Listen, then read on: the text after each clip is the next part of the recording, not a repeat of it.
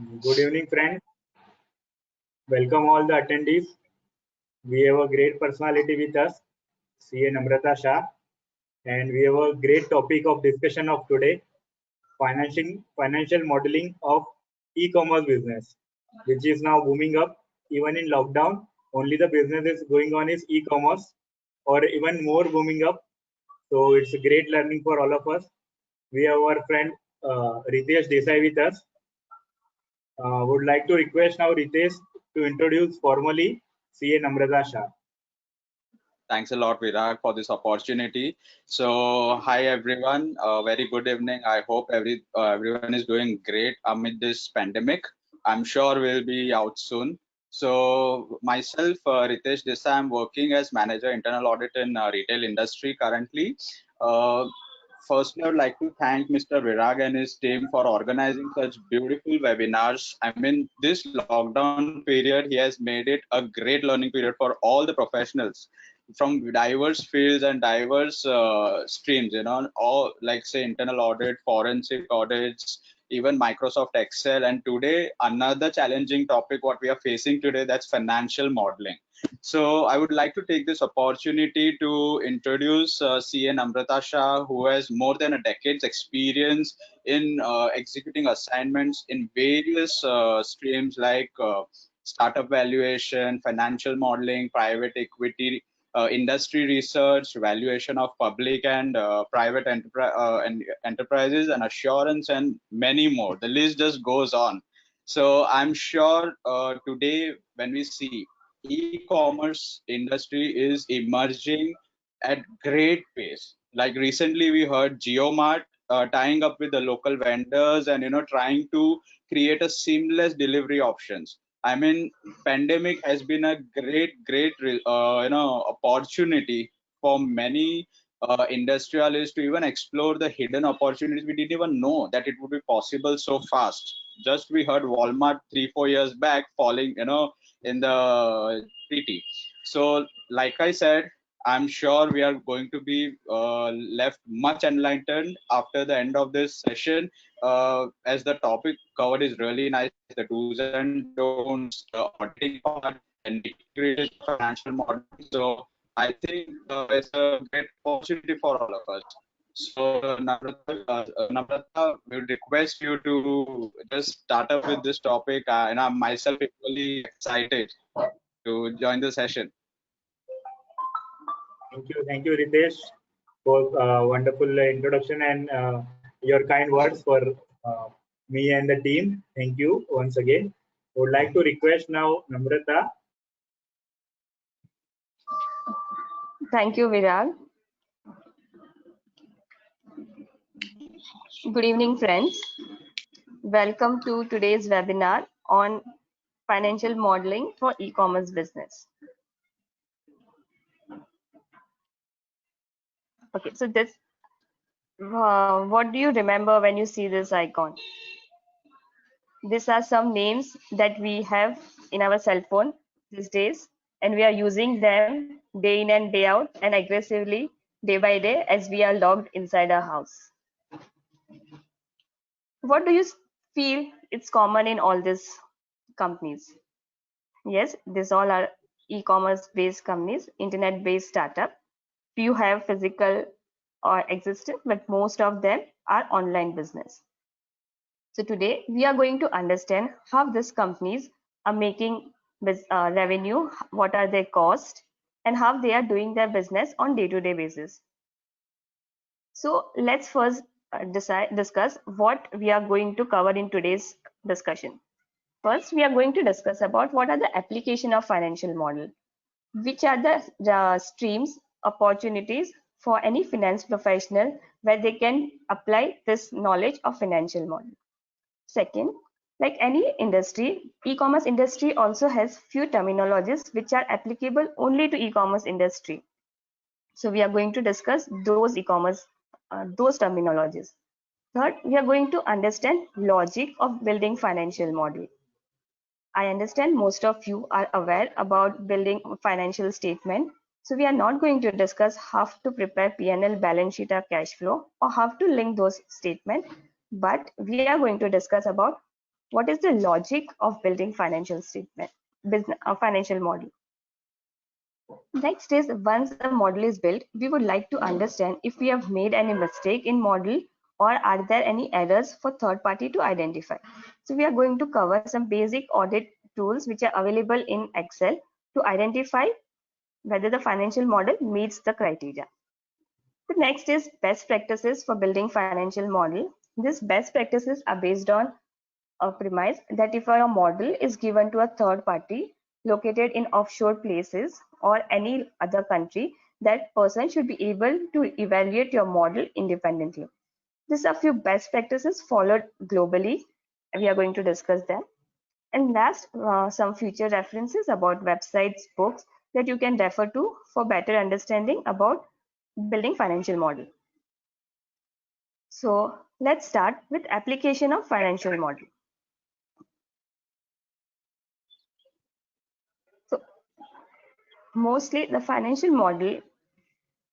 model sees its application in capital market, where you get informations about the companies going for IPO, they are doing road shows, they want to raise funds. That is one point which we all are very acquainted with. Next is for purpose of business valuation. Most of the startup, they cannot afford high salaries to their employees, so they give them stock options.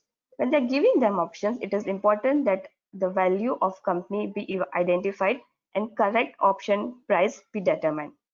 Also, for many regulatory purpose, these startups, they have to undertake business valuation. Next is mergers and acquisition.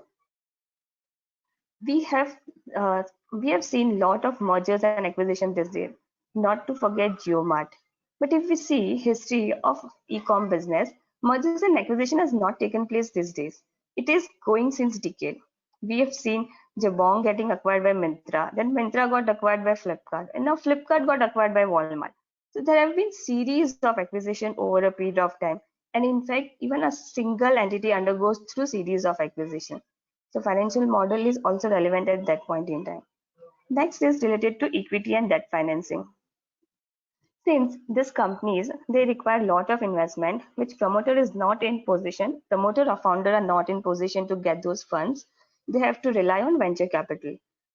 So to identify the equity stake that is to be diluted to venture capitalists and to be given to them, valuation is being taken place. At that point in time, equity or debt financing they're planning to raise, they do financial modeling. Last and a lesser known aspect about business modeling is towards business restructuring. So let's take this example. In last decades, we have seen Jabong, Myntra, Flipkart, these three business which are competing, now they are part of same business, Flipkart. So do you think post acquisition of Jabong by Myntra and then Myntra by Flipkart, they would have continued the business as it is? No, there were many activities which could have been avoided post merger. So for such restructuring activity, or suppose if you have acquired an entity and if you want to hive off some division or some part of business acquired, still you have to do financial modeling to understand business dynamics. So these are the premises where financial modeling is used these days. Now let's understand the terminologies which are relevant to e-commerce business. First is active customer. Now, what do you mean by active customer? Active customer is a customer who has purchased any product from that website in last 365 days. This is a generic definition of active customer, but the definition differs from organization to organization based on the internal policy. Some organization would say 90 days, some organization would say 180 days or 6 months. It is depended on more perishable the commodities, lower is the time period wherein they take into consideration for an active customer. Next is customer acquisition. This is one of the most important element for e-commerce business. Customer acquisition, the entire business model of e-com is based on customer acquisition, and this has been on the top agenda since the start. But with COVID scenario in place, the requirement for customer acquisition has been highest. So what does it mean by acquiring customer? That will study going forward. The next is churn rate. A churn rate refers to how many customer an e-com player has acquired and they are able to retain that customer. If they are able to retain that customer, then they are part of the active customer. But if they're losing those customers, then it is part of their churn rate. So today, if I have a customer who's doing business with me since last 3 years, but all of a sudden that customer stops doing business with me, then I will consider that as a part of customer journey. The Namrata, organization, yes. unable to see your PPT. Oh, okay. Sharing, okay. Is this okay? Are you seeing my PPT now? Yes, now perfect. Okay, fine.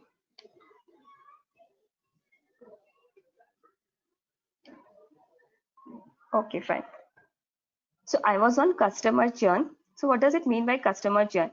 It means that a organization or an e-com player is losing its customer to other players and they're not able to retain this customer. This is one of the most important element in e-com player. Why? We'll understand in with respect to customer acquisition cost. This e-com player, they do lot of marketing activity with respect to acquiring customer. Some of the marketing activity would include giving discounts. Some would include doing advertisement across newspapers or online media or any other platform. So suppose, now let's understand what it means by customer acquisition. Suppose today I have incurred 1,000 rupees of marketing expenditure over a period of 3 days. But in 3 days, if I'm able to acquire only one customer, that means the cost of acquiring the customer is 1,000 rupees. So in this fashion, all e-com player, they keep a tab on their marketing budget and how many customers they are acquiring through each of the marketing channel. It helps them to determine the customer acquisition cost. Now in current case, if my customer acquisition cost is 1,000 and if I'm losing that customer in period of 3 months, that 1,000 is my sunk cost. So amount invested by venture capitalists in this business to the extent of 1,000 is lost because I've lost that customer. So in that case, customer acquisition cost is an important parameter. The next is the lifetime customer value. What do we mean by lifetime customer value? It means the amount a customer is purchasing from an online portal over the period of its lifetime. So today I'm purchasing, suppose today I'm a first time customer on e-com platform like Amazon, and first time I make a purchase of rupees 100. But if I continue to do this purchase over a period of next 25-30 years, the value that Amazon is going to derive from my purchase would be in some millions and billions. So that is the value that e-com player is looking at. And this is one of the most critical element in e-com plays, because today we see that in spite of the fact that all e-com players are making losses for last decades and their losses runs into millions and billions of dollars, still they're able to find investor. The underlying reason is because they perceive high customer lifetime value in India, because they know that Indian geography and demography is supportive of high customer lifetime value. This is the underlying premises why everybody is interested in investing in e-commerce place in India. Next, we will understand some terminologies related to advertisement. Most of the time you will see that this e-com players, they do online advertisement. I've taken 3 examples in current case. One is Google AdSense, the other is Facebook ads, and third is Amazon. So how do they target their audience? So Google AdSense would pick up few keywords, and the moment a customer like me is on Google typing those keywords, and if I see that advertisement and I click on that advertisement, then the advertiser pay to Google AdSense. This is only in case where I click. So the activity is, you see an advertisement and you don't do anything, the advertiser does not pay. You see an advertisement, you click on it, advertiser pay. So Facebook gives two options, which is cost per impression and cost per click. CPM is cost per impression, CPC is cost per click, which means even if you see an advertisement on Facebook, advertiser is required to pay to the agency. So these are terminologies related to advertisement. Now you will be wondering why Amazon is, how come Amazon is under advertisement category? So in Amazon, they have an option. So if I'm a new brand selling kurti, if I want to project my brand next to W or any Zara product, then I have to do that advertisement activity, and Amazon is facilitating that activity. So that is the reason why Amazon is also appearing under advertisement tab, and it is also based on cost per click. Next is, let's understand how revenue is generated by this e-commerce player. Sorry. So there are multiple layers of revenue. We'll start with direct. What does direct mean? Direct means I'm directly typing name of that website in Google. Amazon being famous, we would know, but if there is a new startup like Super Dairy or Health Card, which was not known few years back, for them it is difficult to capture audience directly. So what did they do? They have two options. One is organic search and one is paid search. By organic search, they optimize their website, by which they are able to get higher number of customer to Google search, and they don't have to pay for that. Paid search indicates that your website name will come on the top and you pay for that. Now this organic search and direct search, paid search is also true for any e-com player. If a vendor wants to sell its product on any e-commerce website, he has option, either a customer comes directly to its website or they pay to that e-com player. So that is how these two searches takes place. The fourth, affiliate income. This is one of the unique revenue stream only for e-commerce business, because okay, there are many cases like you read a blog, you see a video, and then you want to buy that product.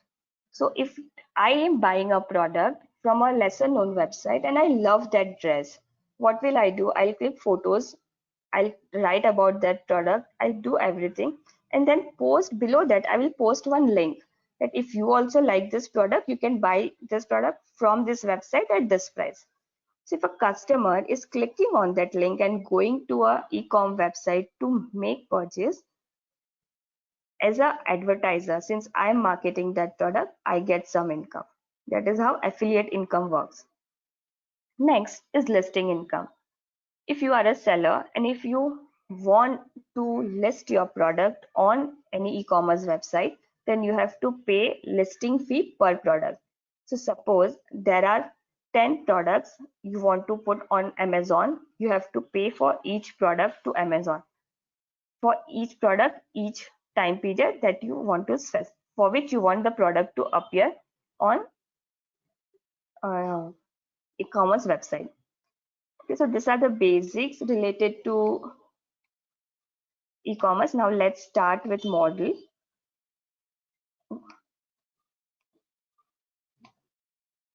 Okay, is model visible? Yes.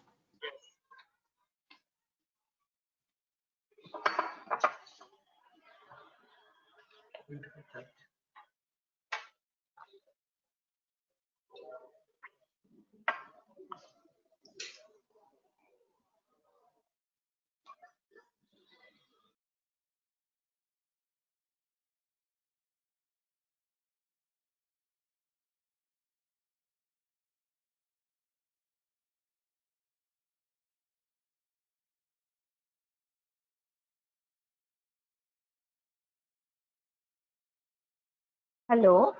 Okay. Uh, Excel model is visible. Fine. Okay, so let's start with so first I will tell you the design of model. Any Excel model is designed in a three categories. One is input, where you will put all your data points. Second is processing, where you do Excel modeling proper. And third is output in form of graphs and charts. In current case, since we've discussed revenue, I will directly start with revenue driver for e-commerce company. So let's take, this is a new e-commerce company which started now post-COVID scenario, and they have started selling few basic products like milk and grocery. Now, for any revenue stream, two parameters that we have to take into consideration is volume and value. Now here we are saying they are selling a milk product of value 75 and number of units that they sold on day one is 100. So for the first month they sold is 100.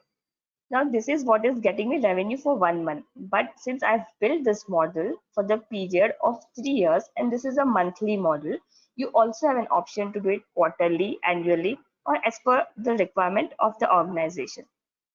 Now, the underlying assumption is that I build this model with revenue, but this is only true for day one. Now I want to grow, my vendors are growing, my customers are growing, my demand for product is increasing. So I'm saying that on next month, I'm estimating 10% increase in demand. So here you will see that I have linked to cell and I have not included punch number because I'm able to trace that number to previous period. Similarly, I will do this for a period of next 10 months, 15 months as per the requirement. In current case, I have considered that my price remains constant for 3 months, but then I increase my price per product. Here you will see that my number 75, which is price for the first month, I've marked in blue. Then two numbers are in black and then again increase in price to 80 rupees is in blue. This is to indicate that when I'm putting number for the first time, a hard-coded number, it will remain in blue color. This is as per best practice principle. But when I'm continuing the same for next period, I will link it to previous period. So I have a control which numbers are punch numbers and which numbers are just linked number. So in current case, we see that in April, since I'm increasing price, I'm again marked it with blue. This is how I am continuing. For the purpose of simplicity, I've kept that constant going forward. Now next is with respect to grocery, same thing, continue. I have price and volume. I'm keeping price constant. I'm seeing volume for the first month it is 50 and then it is increasing by 8%. So when we are building model, the most important point is that this assumption about growth rate are vetted by organization and they have along with the backup documents that what is the basis for 10%. And it is not necessary that you keep this 10% constant for the entire period. If you feel that it is 10% for 5 years, then it is 15%, then 20%, then you can model it accordingly. You can insert one row for the increase in growth rate and you can link it with that row. In current case, we have considered constant for the entire period of model. This is true for case where I'm acting as a trader. Most of e-com players, they are acting as a trader where they just sell their products. In e-com terminology, this is regarded as gross merchandise value. Means total value of product that is sold through my website. This is not necessary income. This is only the total value of products sold. Okay, so next we go to subscription income. Subscription income, with COVID in place, you would have seen many companies, they've come up with subscription model for delivery that we will give you, you subscribe to a model and we will give you free delivery or you pay per delivery. So how does this subscription model work? In current case, I've taken three categories: monthly, quarterly, and yearly. If you do monthly subscription, the price is 50, and since quarterly and yearly you pay upfront, you have to give discount. So here I've considered that the discount, if a customer is opting for a quarterly subscription, is the 80% of monthly. So this will give This will encourage customers to go for subscription model for higher period. Now, after that, we don't want to keep my subscription rate constant for the entire projected period. So what I do, I say first year my subscription rate is this. Going forward, I'm going to increase my subscription rate to the extent of 8% for monthly category. So if you see here, Jan 20, I'm showing that my subscription rate is increasing by 8% over my previous month subscription, and I have linked only these two cells, this previous month subscription rate and incremental. This I'm doing it for the first month of January, and then I'm linking all cell with previous month January. I'm not computing formula again, but I'm only linking it with one number. So if all the numbers where there are changes or there is input, if we keep control by color coding them properly, it is easy at the time of audit of any financial model. So this is with respect to subscription rate. Now with respect to number of subscriber, like in sale of product, we show volume and value. Similarly for subscription income, that is subscription rate and number of subscribers. How do we compute number of subscribers? So this simple case that we have taken. Now I'm saying that I started this business in Jan 2019. So first month I have 0 subscriber, but in 1 month I was able to acquire 2 subscriber. So you have to link this with cost of acquisition of a customer. So I have done my marketing during this period, and post marketing I have 2 customer. Since this is first year, no renewal, no expiry, and total number at the end of month is 2. But when I see next month, in February, I was able to acquire 1 customer, but at the same time, the most important element is I was able to retain my existing customer. But as they say, you cannot keep everyone happy. In March, I lose 2 customers, but at the same time, I also gain 1 new customer. That is how I'm growing my customer base, and this is similar to the number of debtors or creditors account that we maintain: opening, addition, deletion, closing. So that's how we build entire subscriber base based on our normal methodology of payables and receivable. Now, how is my income dependent? To see how my subscription income is dependent on subscription rate and number of subscribers. So I'm applying a Excel formula of some product wherein I'm saying what is my rate for the month of Feb is 50, and how many subscriber I have for entire month, 5 subscriber. So it is 50 into 5, 250, and I have applied some product formula. Another point is when we are doing any Excel modeling, the formula will remain constant for the entire row. So if you see my formula, which is there in column J26 is also for K26, L26, M26. I do not change formula in between any rows. The formula remains constant across the row. This is with respect to subscription income. Now, similarly, we discuss about monthly subscriber, you can do for quarterly, yearly, whatever is a requirement of the business. Another element is affiliate income. So as we discussed, if I am a person who likes to shop after reading or looking at videos, what will I do? I will go to blog, I will read about customers review, I will see YouTube video, I will read about product, and then I will buy. So usually such videos or blog posts, they have this link at the bottom which will drive customer to that shopping website. In that case, the person who is writing blog or posting video, they are acting as a marketer for the product, and it is an indirect marketing. So the vendor or the seller of product, they would pay them some amount. In this case, it will act as an income for e-commerce player. So how is this computed? Now let's assume that on a website, on an average, I get 100 customers. Those 100 customers are visiting monthly 200 pages on my website. So each customer is visiting 2 pages. Of those 200 pages visited, only 10% of people would click on that link. Maximum will not click, they will go to next. So of this 10% people who are clicking on that link and they are going to e-com website to identify purchase, only 5% are going ahead with purchase, which means only one purchase order is registered against 200 visits.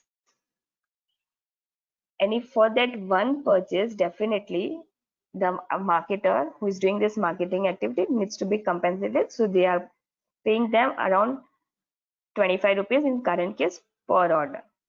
So that's how the e-com player derives its income, because they are acting as an indirect marketer. Next is with respect to advertisement income. On most of the e-com websites, since there are multiple vendors selling their product on website, you will see a small advertisement appearing below in your search box, below search box for the product that you have included in your search list. So all this advertisement income is a revenue for e-com player. And how is it computed? It is also computed based on cost per click. So number of people visiting, number of people looking at their website, looking at that advertisement, number of people clicking on that advertisement, and number of people doing purchase through that advertisement. So we apply cost accounting principle and we derive our advertisement income based considering all the parameters. So here also number of visits is of little important, because number of clicks per visit are more important. So in current case it is only 1%. So I'm saying of 150 people visited, the total click is only 1.5, and I'm paying, basically I'm earning per click, and that is how I have derived my advertisement income. Next is listing income, wherein any vendor selling product on e-com website, they have to list their product, post which customer will understand that this product is also available for sale on this website. So number of products listed by each vendor, they have to pay monthly listing fee. So in current case, let's assume that there are 10 vendors. Each vendor has selling 2 products on the website, and fee per listing is 10 paisa. So per listing for the month of Jan, they have earned 2 rupees. So just a number for the purpose of understanding. So that's how we covered 5 revenue stream with respect to income of e-commerce player. Now let's understand cost driver. So let's start with COGS. As we discussed, that since most of these are trading companies, we derive cost, and per unit cost is also based on volume value. Now since these people, they are providing a lot of opportunities to sellers to market their product and sell their product, they usually get discount at cost at which they are procuring the product. So here if you see Super Dairy, which is providing milk and grocery these days, I'm considering the cost that they are incurring per unit is around 75% of revenue. So here I have not included cost as a hard-coded number, but I have linked to my revenue. My revenue is 75 per unit. I'm saying only 75% of total revenue is my cost, and 56 is my cost. That is how I have arrived at value. My current inputs are dependent on previous input, and it is not a separate set of input number. Now considering the milk, which is of perishable nature and does not have long life, I'm saying number of units sold and number of units purchased are same. So here again I'm linking the same thing with number of units for sale that I have considered for this month. That's how I'm ensuring that my revenue and cost are in tandem. Same thing with groceries, same thing with merchandise. Now let's see other variable cost. See, most of us receive free shipment from e-com players when they start out. But over a period of time, since they get good customer base, they tend to charge shipping cost. Now here we are taking an example of a new e-com company which is not in position to charge its customer. But even if they don't charge its customers, they still have to incur that shipment cost. So here we have taken an example that for all products which are shipped by this e-com player, they are charging 1% of cost of a product. Now, for shipment cost, one important element that I want to remember is that shipment cost is based on size and volume of product. So if I have different orders of different sizes, then I would create category for each product, like we did for all subscribers or other. We create different categories. Like for cost, we are doing 3 categories: milk, grocery, merchandise. Similarly, I will create category for shipment cost. One most important point that I want to highlight is, since it is difficult for me to remember or for third party to understand basis for shipment cost, I am putting a comment saying based on size and volume of product. So any information which is subjective, contextual, related, which preparer of a model wants to communicate to reviewer or third party, we can make use of this comment feature. Now I have determined my shipment cost as 1% of total cost. That is how I am taking it for the entire project. Another new element, cost element, which is widely seen in e-commerce player is influencer cost.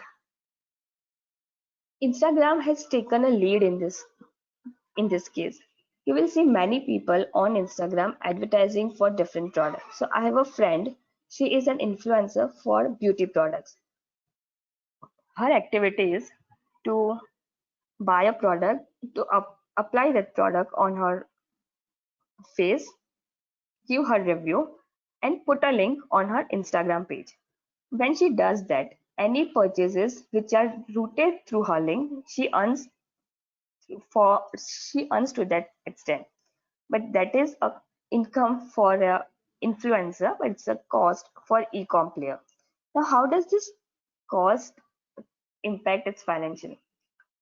For all the sale which is registered through influencer, they are recorded by e-com player on its website and in its database, that this sale is registered through this influencer, and I have to pay suppose 2%, 3% commission to this influencer for marketing my product.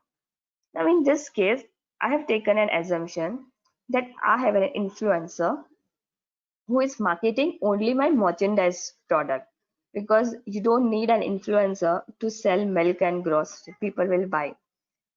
So this I have linked this revenue relevant to influencer. So this is my total merchandise revenue. Of that, the historical trend shows that 50% of revenue, 15% of revenue is coming through influencer. So I'm saying this is the sale relevant to influencer. So if today I don't have this influencer, I will lose my revenue to the extent of 15%. So what is the revenue generated through influencer is considered here. Now I have a commitment to pay 2% of sales to that person as a cost.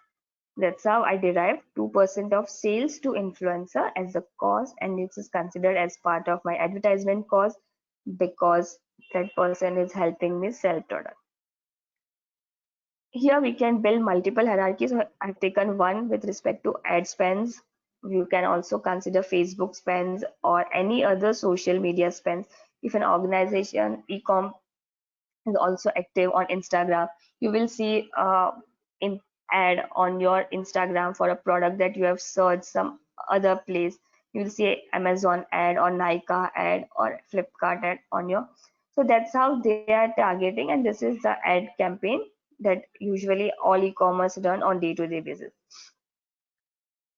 The most important parameter to identify cost is it is dependent on impression, click, and cost per click. Usually a detailed report is generated on backend. If you're doing Google ad spend or Google AdWords, so Google will give you day-to-day basis how many people have looked at your advertisement, how many people clicked, how many people made purchase. So based on that, you get income, you get trend, and that's how ad spends are determined. Next is related to card commission cost. Post demonetization, the number of online transactions that has taken place has increased exponentially.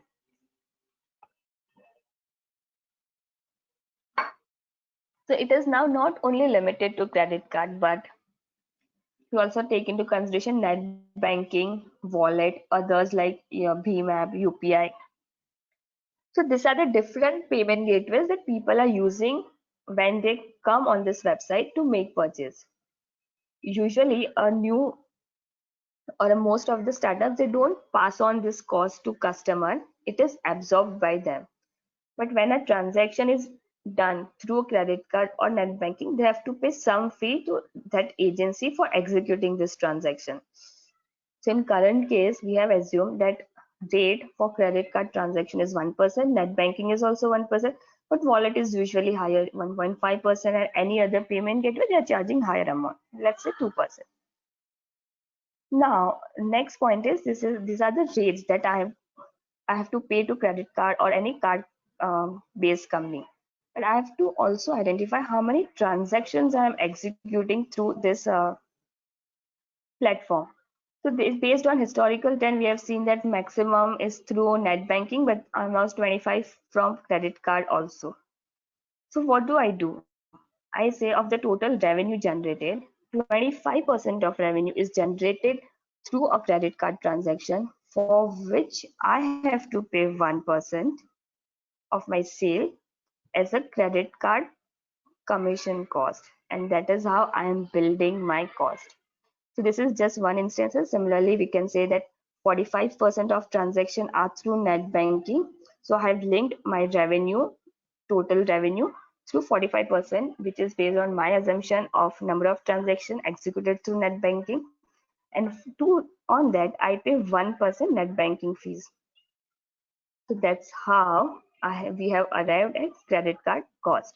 So these are the 4 example of, if you have any other example, you can insert or you can take that into consideration. Another unique cost structure for e-com business, so this FBA, which is fulfillment by Amazon. So this is more relevant in case of Amazon, but considering this is unique for e-com, I thought I will cover this. So if there is a small vendor who has just started out selling products and he does not have capacity to package products or ship the product and deliver product, then he can avail that facility from Amazon. So Amazon provides fulfillment by Amazon facility, wherein you just give your product, they will do packaging and shipping for that product, for which you have to pay fee. So here I'm saying that of my total revenue, 1% is FBA fee, which I'm willing to pay. This is true for a company which is selling on e-commerce platform, or a company who is having their own website, or any party, any major e-com players who are selling through Amazon. So if there are some products which are sold, like private labels of Flipkart, if they are sold on Amazon, then everybody will have to pay this fee. These fees are relevant for all. This is not necessarily only Amazon fee, but there are other players also who come and charge similar layers of fee. Now, most important element is website maintenance cost. So we are saying that there is website hosting, website tool, search engine optimization. These are the few other costs that is incurred. Now let's understand employee. Most important employee is chief technology officer. So I'm saying initial I'll have only one CTO. Post my work is building up, then I will recruit CEO, CFO. So initially I am working with only 7 employees, and then I'm increasing the number of employees over a period of time, and also salary per employee. So here we are doing, say we are applying some product function based on number of employees and salary per employee, and that's how I derive employee cost. Now these are a few fixed cost element which are relevant. One unique element is payment gateway fees, which is fixed amount that anybody or any organization selling through e-com player will have to incur, because they would make use of payment gateway to execute the transaction. The rest are normal expenses. So that's with respect to revenue and cost, and I have built a PNL based on This is my revenue, this is my cost. So here you see my all numbers are linked. None of the number is punched because I have created a separate sheet of revenue driver and cost driver to analyze assumption and build my model. But in this case, it is since it is only a summary of uh, processing activity, everything is linked and all data is flowing from one sheet in case of revenue and one sheet in case of cost and operating expenses. Now let's go to fixed assets. Okay, so this is my asset sheet. So I'll just explain how this sheet is working. So here this is a summary categories of asset that I have. What are the dates when I bought this assets, what is the useful life I feel is correct for that asset, and what is the cost. So based on that, this summary is being derived, but the actual computation is taking place here, post row 27. So I'm saying my category is computer, my life is for 3 years, and I have acquired 50,000 worth of computer on day 1. So my life will be for 3 years. So how do I compute? I'm saying in this case, I have created one additional row. This row will act as a support row for me to enable computation for depreciation. So depreciation is based on my capital expenditure divided by number of months for which I will be depreciating that asset. So to the extent of 36 months, each month I have to depreciate to the extent of 1389 rupees. But how do I keep tab that this will continue for 36 months and then it will not continue? So I have included a formula of COUNTIF wherein it is counting that number of period gone are less than 36. Once the number of period will exceed 36, it will stop computing depreciation. So here, since 36 is the entire projected period, we can see it till end. But if I make this as 12, suppose, you will notice that my depreciation per month has increased. I am depreciating that asset, and in month of January, I don't get any my value is 0 and there is no depreciation because here I have completed 12 months. So this is about the dynamics of model. So whenever we build model, we have to build in a flexibility in model. So if a parameter is changed, the model is in position to compute that and they are in position to continue working, and you don't have to rebuild model for each change in parameter. So this is for computers. If I say car, so here I'm taking an assumption that I am buying a product at 2 different intervals. Now, considering this is a small startup and they are doing entire activity on Excel, so I'm saying in the Jan 20, I bought a car for 5 lakh, and I'm saying its life is 5 years, so I'm depreciating to that extent, and I will continue to depreciate. But in meanwhile, I also bought an accessory to this car to the extent of 45,000, and that is also depreciated for 60 months. So I make a separate row to compute depreciation for that add-on. And when I consider this, because I want to make sure that post expiry of this period of useful life, I don't want to depreciation to continue. That is the reason why we are using count function. That's how depreciation is computed. Another element, a unique element with this. So working capital is pretty straightforward. It is we do in normal case sale of product. Settlement period I've taken 3 days because it's a perishable product, milk and grocery, and that is how I'm arriving at receivables, payable, inventory. So this is simple, like we do for our normal accounting point. Nothing unique about working capital for e-com, except that number of days for receivables are really lower than creditors, because if you are a vendor selling on e-com, you are a creditor for an e-commerce website and they will pay you minimum after 15 to 20 days of completion of sale, whereas they receive amount from a customer like us either on COD or online payment at the time of placing order. So we have, in current case, 3 days is considered because it takes 3 days for settlement if you are doing any bank transfer or any other. But otherwise you can consider 2 days or 1 day or whatever number of days as per the requirement of organization. But the underlying point is that the model should be dynamic to absorb any changes. That's about working capital. But one important element with respect to e-com player before I go to financial do's and don'ts is a capital table, which is cap table. What does this mean? This is a very unique concept for ecom because they require funds over, like in 6 months they will run out of cash. They will look out for new investor who is willing to invest. And again they will look out for new investor. Again they will look out for new investor. And this series continues. If you see a few giant startup, they would have done 10-12 rounds of funding. The investor may remain same, investor may change. So this is a control sheet which is most critical while doing uh, equity or share capital account working for e-com player.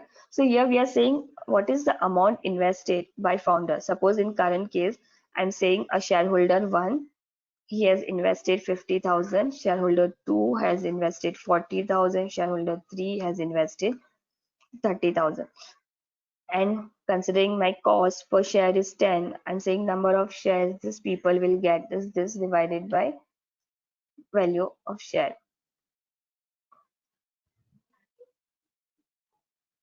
So first person will get 5,000, second will get 4,000, third will get 3,000. These are the shares. Now, how many shares I have in total? If I assume that this is the only investment, so total there are 12,000 shares by 3 investor. And what is my shareholding per investor? So first investor shareholding is around 42, second investor is around 33, third investor is around 25. So this is at the time of first investment. Now if we are doing series A, another round of funding, there's likelihood that same investor may reinvest, so where you can keep track.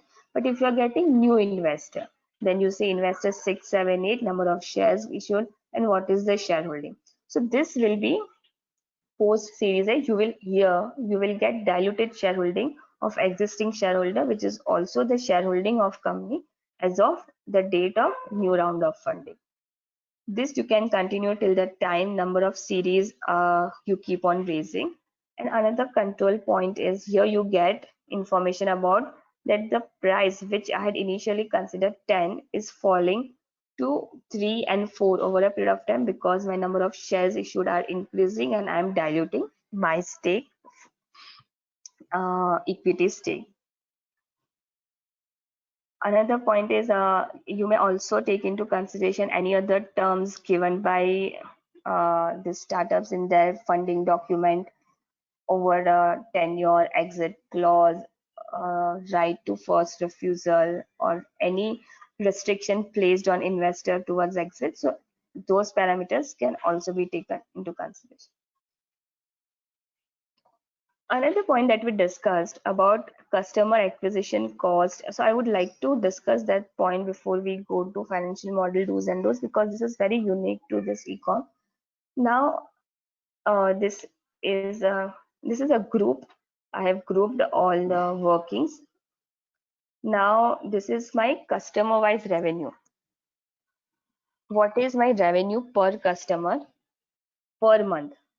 So different customer, different revenue I'm getting. This is I'm generating per customer. So this is the tab that I'm keeping on how my customers are doing transactions. So this will help me to determine customer lifetime value, to evaluate customer purchases with my customer acquisition cost. whether my marketing spend incurred on that customer is recovered, or I still want this customer to do more activity on my website for me to recover that cost. So this is how customer acquisition cost is analyzed. So here you see for this month, customer 3 has not done any transaction for 3 months. Then again he started doing in month of December after period of as high as like 5-6 months. See, the purchases by this customer, which is revenue for e-com, is very sporadic. It is not continuous, and that is true. Like if we as a customer are buying product, we don't buy it continuously every month. Some products are bought daily, some are bought weekly, some are monthly, some are yearly. Like if you're buying a cell phone from any e-com website, definitely it will be an annual sale and not a weekly, daily, monthly sale. For some people, it is not even annual. They buy once in 2 years, 3 years, but they want to keep a track of all the customers who are visiting their website and how they are making their purchases. So they can pitch their new purchases to same level of customer. Here you will see that I have grouped my monthly computation of customers. I have options. So now I close the grouping because I want to analyze on yearly basis. So this is sum of year 1 total spent by customer 1 in 2019, 2020, 2021. So this is the spending which is done by customer. I'm saying that this customer was active during entire period because I have computed. So this working, if you see, this is number of months this customer was active over a period of 12 months in 2019. So this customer bought products from website for the period of 11 months out of 12 months. You will see some people bought for 8 months, some people bought for 10 months. So this is how I am tracking whether that customer is active on monthly basis or not. Now I've taken 3 years period as an active period and the total purchase made by this customer over a period of 3 years is as high as 7 crores. So this is what I have earned from this customer, but definitely this is not my entire earning because there are costs incurred and I'm acting only as a trader.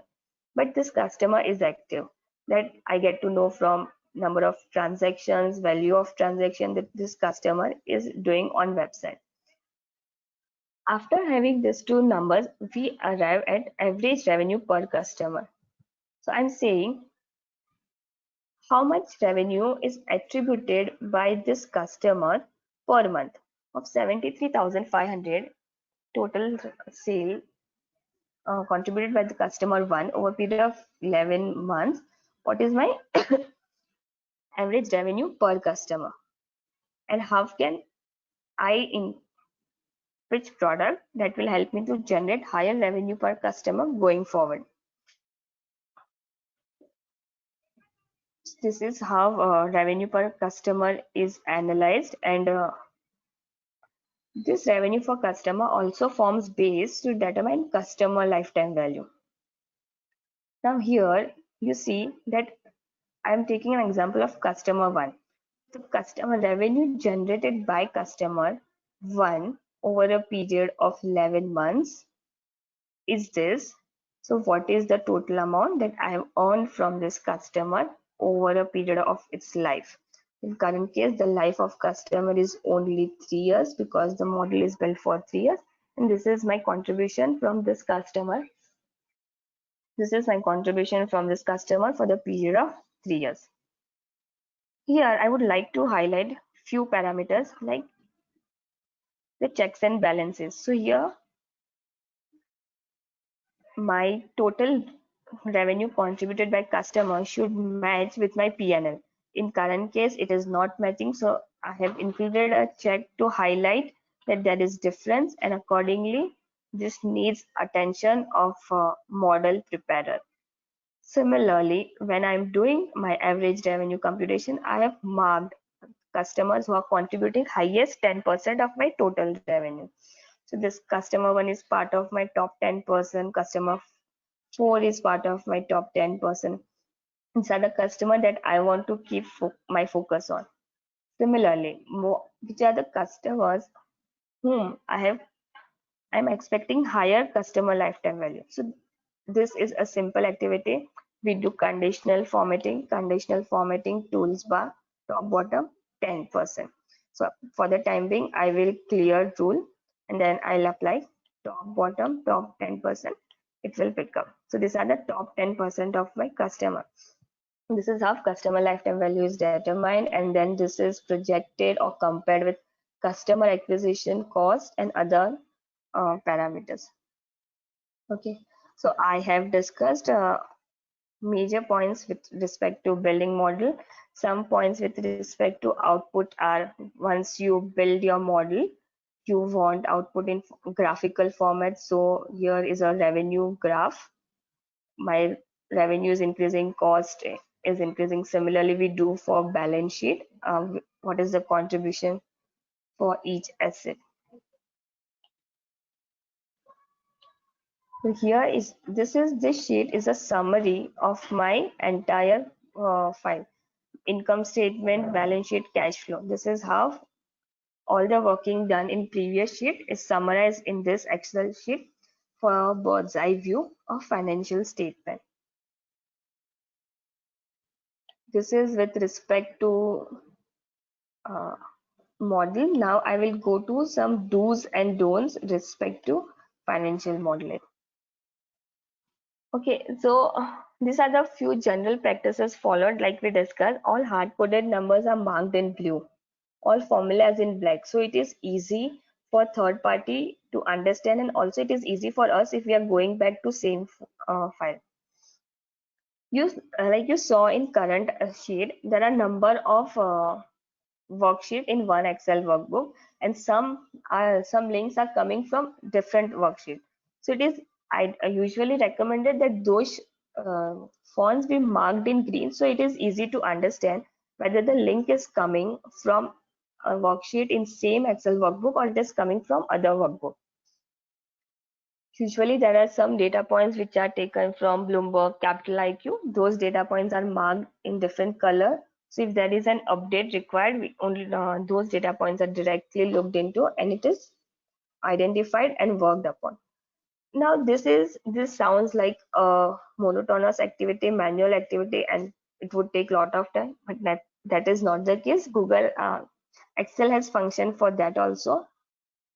Now let's see that. Are you guys able to see my screen?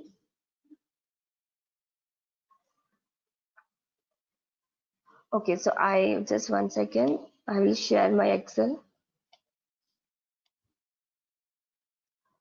Okay. So let's see. I'm taking this sheet, income statement. Now this is my proper P&L. Everything is linked from revenue drivers and cost driver. But I want to show that hard-coded numbers are marked in blue. So I'm changing this number to suppose 50,000. I'll do Control G, which is go to. Then I will go and I will select consonants and numbers. Because I'm looking at number, I do OK. It has highlighted all data points which are punch numbers. Then I go and change font for that to that extent. So you get this. It is not a manual activity. Excel will do it on its own. Now suppose if you want to identify formula. Now this is hard-coded number. I want it to be a formula.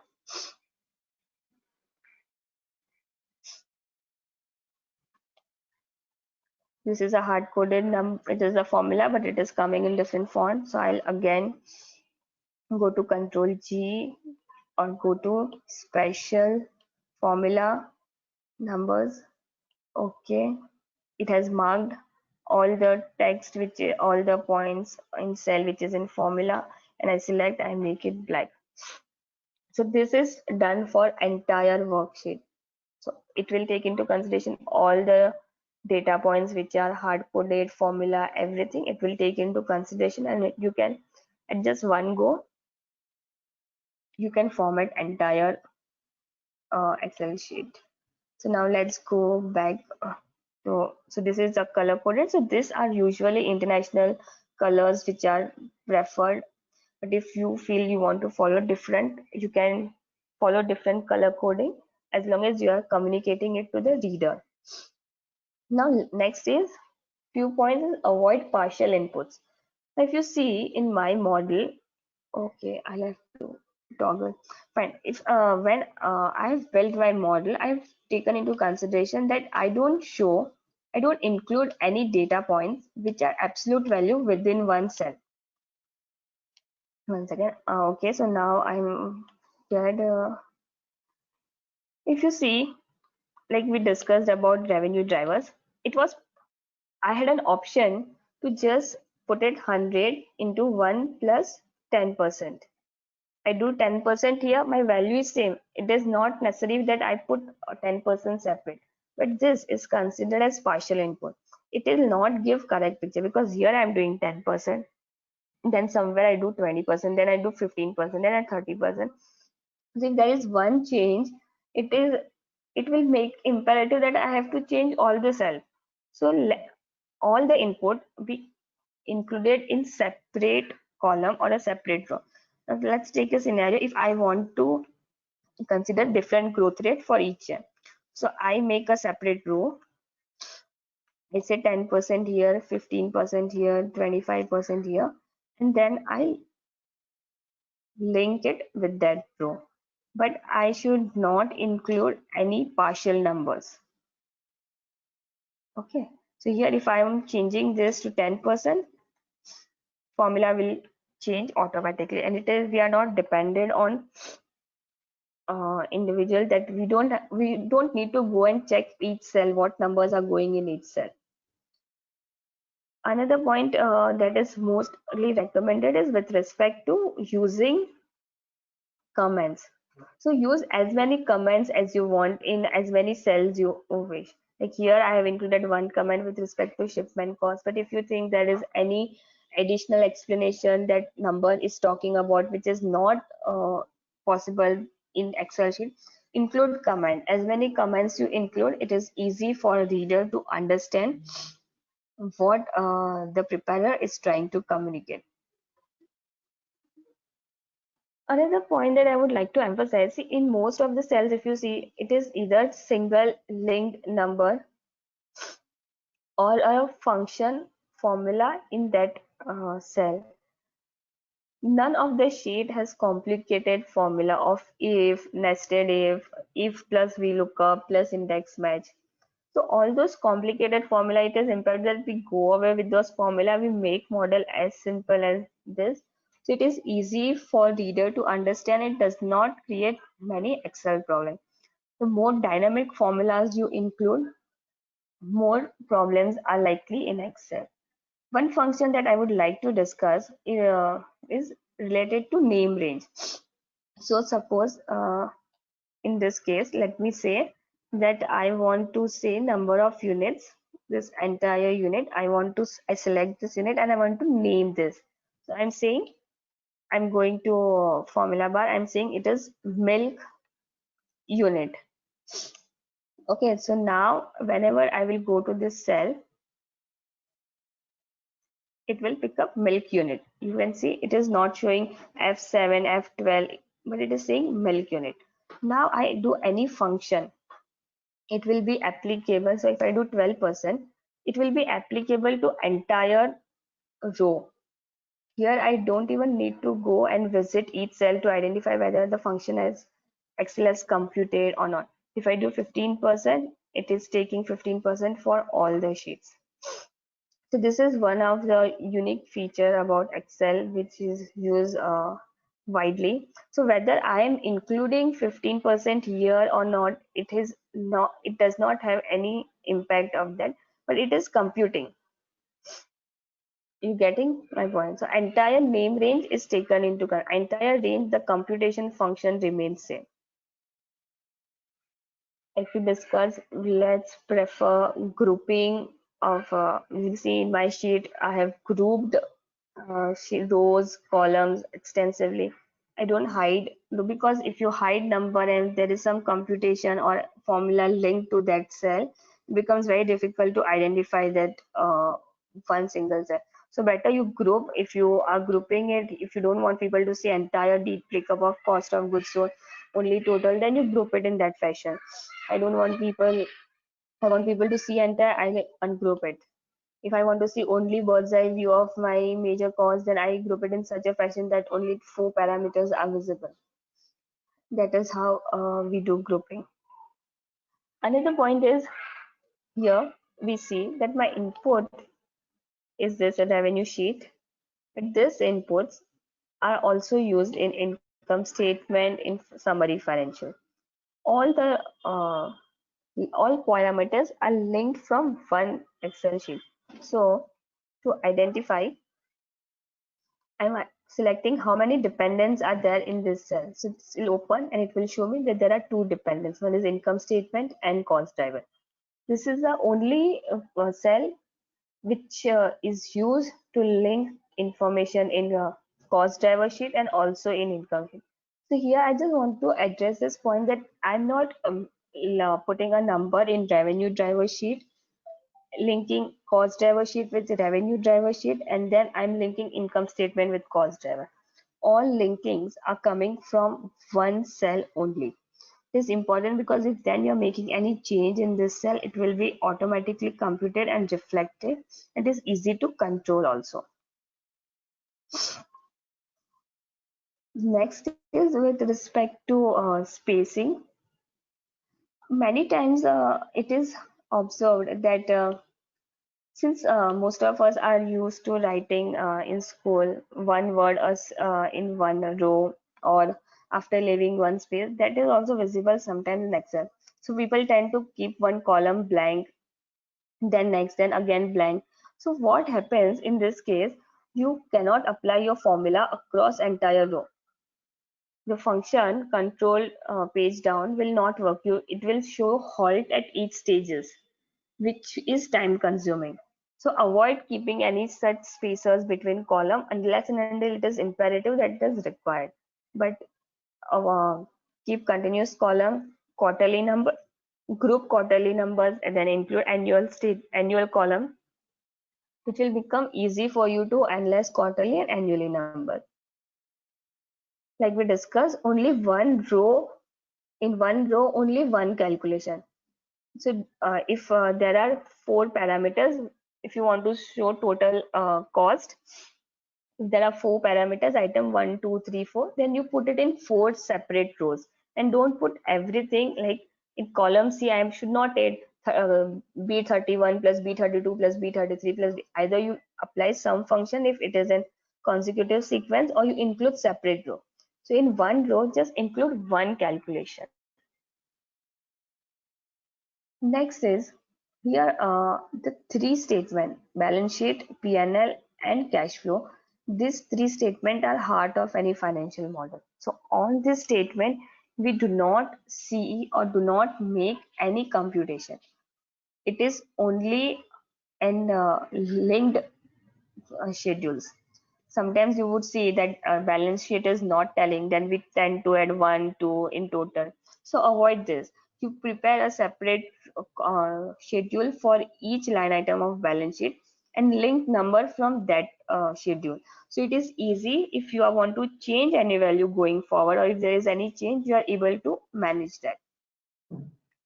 Next is error check. Like we discussed, there are few parameters where error check is required, and it is important that we have error check at maximum possible places. So in current case, I'll show you that balance sheet, yes, we do error check, but in this case, I have applied multiple error check when I was doing this customer analysis. So here I'm saying what is my revenue as per P&L, what is my customer wise revenue. Then I'm saying what is monthly customer wise revenue. If I open this, what is monthly customer wise revenue, what is monthly P&L revenue, where is this gap coming from? Similarly, when we are doing active client computation, so here I have this active period of 34 months over a period of 36 months. But again, I'm identifying what this number, what is 34 by 36? What is my per customer return? Also, when I'm doing my cash flow computation, I am applying check to ensure that there is no negative cash. If there is a negative cash, then it will give me red one. So I have to go back and check where is my cash coming from, what are the problems. For cost, similarly, you can apply a check for cost drivers to ensure that all the parameters of cost are taken into consideration, they are properly linked. So apply as many checks as possible in your sheet and highlight those checks so you are able to keep tab of how many and if there are any error points or how many errors are being generated while building model. Now I will share few references website. So these are the few websites which are must know for any individual who is looking to build financial model. This Fast Standard organization is an organization started by few Big Four alumni globally, and they have built their own standards of building financial model. These standards are relevant if you are working in a captive or a captive organization where you have to report to your onshore team. There are high chances that they are following this standards. Also, if you're working in an MNC where you have to submit your monthly MIS, annual MIS, and where there are a lot of formula computation, ratios, linking, management plan, and if they are located in two different countries, there's likelihood that the standards are followed. You may visit this website to know about financial modeling standards. Many of the parameters are covered today during our discussion. Then there are some another element about financial modeling is the more you practice model on your own, better are you with building an Excel model.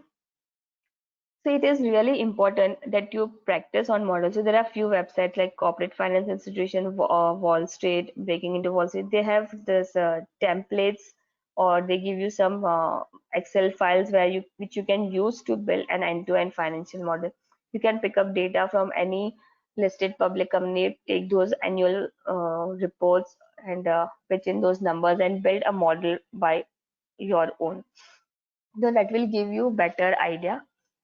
And these are the two individuals, John Ginga and Simon Benenga. So these two people, they have published many books on financial modeling. Few of those books are available online for free, and you can go through those books. So even if you go through the images which are given in these books, it will give you better idea of how to build model. The objective is to make a user-friendly model, because now when we use app, the more user friendly our app are, more comfortable we are using those apps. So the more user friendly your model is, it is easy for everybody and even you to keep control of your model going forward. So that's from my side. I'll take one question. So I have received one question, and it is from Shyam Sundar. The question is, can you please explain on cash burn? Yes, I will explain you on cash burn. So now, what does it mean by cash burn? Most of this e-com player, they want to grow exponentially. If they want to grow exponentially, they have to incur cost to that extent. But they are not able to generate revenue to the extent of cost, which means they are burning cash, which means they are dependent on investor or private equity venture capital firm to invest in business. How is this cash burn computed? Now in current case, the total cash burn, in our example, we can put it in this way.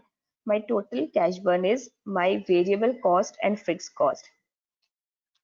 Okay, now to manage that variable cost and fixed cost, what is the revenue I'm getting? Suppose let's take an example. My variable cost is rupees 40.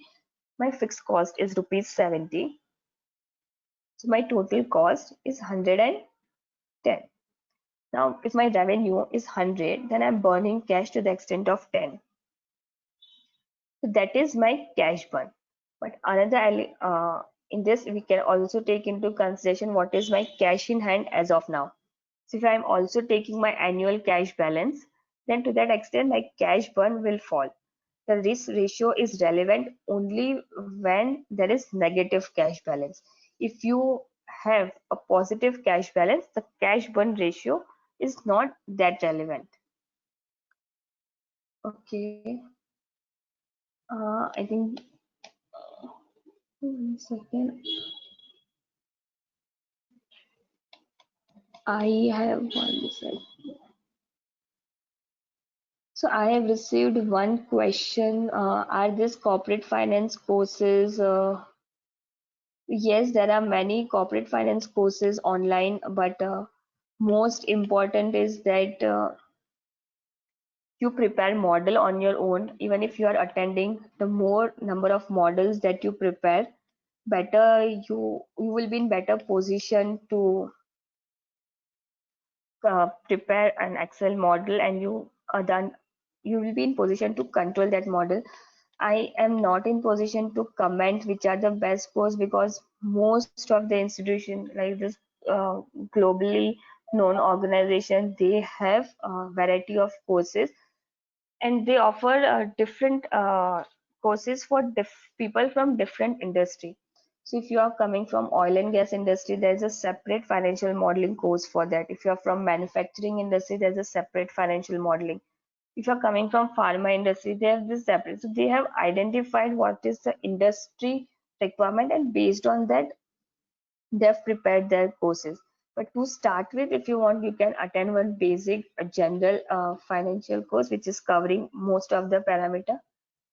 Many times it is seen that the people from finance fraternities, especially chartered accountants who are well versed with balance sheet, P&L, and cash flow and movement of these three statements, they find lot of content of those courses repetitive, because the financial modeling courses are built on premises that people uh, have very little knowledge about accounting terminologies, and that is also covered in financial modeling course. I think that's all. I have covered most of the question. This is what I can, yeah, that's all from my side. If you have any additional question, you can reach out to me. And the PPT, this PPT will be shared. And if you need any help in building model, definitely I can help you with that.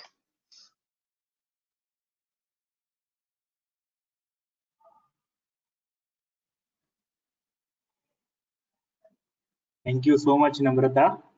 Members, we have just posted, just launch a quick poll. All are requested to vote for the same.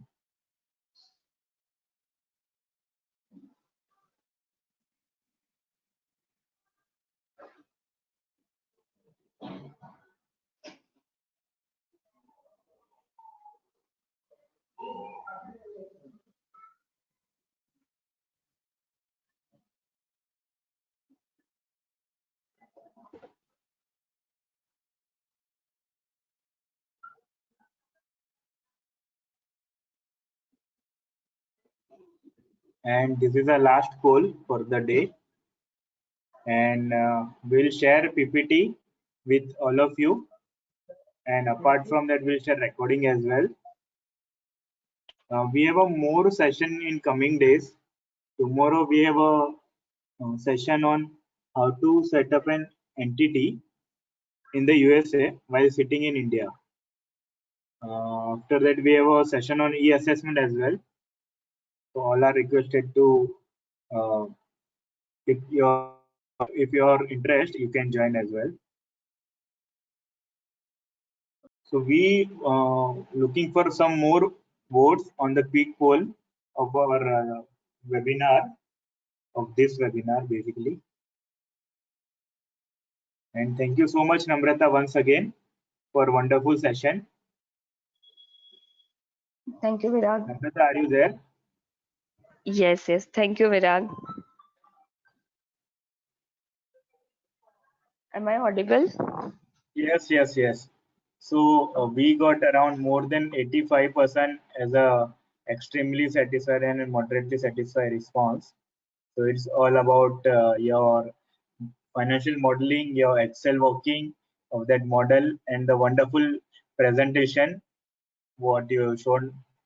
So thank you so much once again. Thank you, Virag. And thank Yeah. you So all we for are. participating in large number. I think there is no question left, right? Yes, I think I have answered because there were many Yeah. points related to shared screen, which does not require any information, and Right. the Just clarificative points are participation. Yeah. And few are asking for that Excel sheet as well. So if possible, please share that as well. sure, sure. Yeah. Thank you. Thank you so much. So can we end webinar, Namrata, or anything is left out now?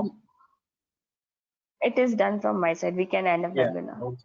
Yeah. Thank you. Thank you so much. So thank you all for Thank you. interactive participation. Thank you all the participation.